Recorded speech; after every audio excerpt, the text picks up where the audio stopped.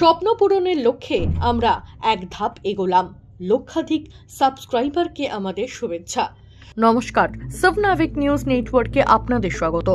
দোরগোড়ায় লোকসভা নির্বাচন, তার ঠিক আগের মুহূর্তে বেসামাল ব্যারাকপুরের রাজনীতি। তৃণমূলের টিকিট না পেয়ে অর্জুন সিং এর বিজেপিতে যোগদান প্রায় এখন নিশ্চিত। এই পরিস্থিতিতে ফের ব্যারাকপুরে পড়ল পোস্টার, বিজেপিতে পাল্টিবাজ চাই না। ব্যারাকপুর স্টেশনে এই পোস্টারকে কেন্দ্র করে বাড়ছে অস্বস্তি। রাতের অন্ধকারে কে বা কারা আটকালো এই পোস্টার তা জানা না গেলেও তবে এই পোস্টার যে অর্জুন সিংকে নিশানা করিয়ে আটকানো হয়েছে তা বলার আর অপেক্ষা রাখে না।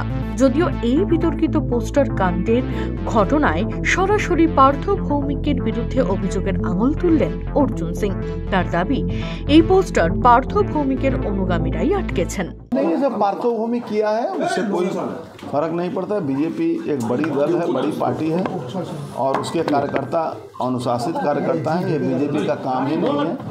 ये पार्थो भूमि 2 दिन पहले बयान दिया था, उसी का प्रतिफलन है, उसी ने पोस्टर लगवाया है। पार्थो भूमि के लोग पार्थो भूमि के लोग 2 दिन आगे अपनी बयान যদি দেখবেন তো এই কথাটা বলেছিল, সেই সেম কথাটা ওখানে লেখা আছে। সমস্ত অভিযোগ অস্বীকার করে কি জানালেন ব্যারাকপুর পৌরসভার চেয়ারম্যান উত্তম দাস, শুনব। তৃণমূলের এইসব কর্মকাণ্ড মধ্যে নেই। তৃণমূলের ক্যান্ডিডেটকে কিভাবে জিতানো হবে, কি পদ্ধতিতে নির্বাচন হবে সেটা নিয়ে চিন্তা। বিরোধী দল সে আগেও ছিল, এখনো আছে, সব পার্টিরই সব বিরোধী আছে। এবং এখন একটা যেটা দেখা যায়, দলের মধ্যেই একটা বিরোধী সংখ্যা বেশি থাকে, প্রত্যেক দলের ভিতরে। তারপরে আমার ব্যক্তিগত মতামতে, দেখো, রাজনীতিতে সব জায়গায় একটা আদর্শহীন হয়ে গেছে। প্রত্যেক ইয়াতেই আমরা যেটা দেখতে পাই যে রাজনীতিতে আদর্শহীন হয়ে গেছে। আজকে যে আমার বিরুদ্ধে আছে তখন আমি গালাগালি করছি, সে চোর, সে ভালো নয়। আবার যখন আমার সাথে সে থাকছে সে একদম ধোয়া তুলসীর পাতা হয়ে যাচ্ছে।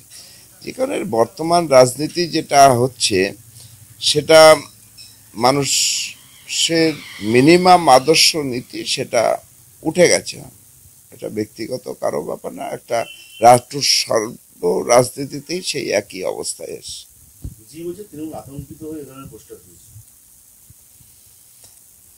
না, সে তৃণমূল আতঙ্কিত হওয়ার কোনো কারণ নেই। কারণ কি, ব্যাপারটা হচ্ছে রাজনীতি একটা লড়াই। সেই লড়াইতে সবটাই হচ্ছে